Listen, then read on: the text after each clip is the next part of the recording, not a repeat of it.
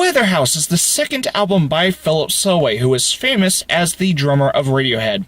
Now, I really enjoyed Philip Selway's solo debut album because it was very different from Radiohead's discography, as well as Tom York's solo albums as well. Weatherhouse does have a completely different flavor than Familial does, and that's because Philip Selway actually does some drumming this time around when compared to Familial, which he never really drummed in that entire album. However, upon experiencing Familial, I did not enjoy this album as much as I did with his previous album, Familial.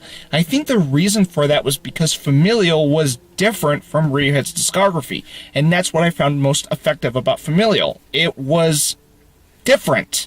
It was Philip Selway trying his own solo work, and that's what I appreciate about Familial and how it stands out being different. So what's wrong with Philip Selway's second album, Weatherhouse? It's really boring, and the only song I actually even remember is Coming Up for Air.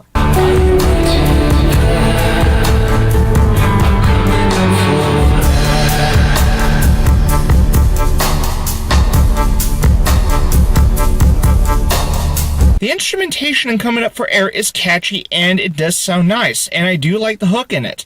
But after this opening track, the rest of the album just never grabbed me, because I just remembered sitting there throughout the entire listening experience after the opening track thinking, oh, this song's boring. This song's boring.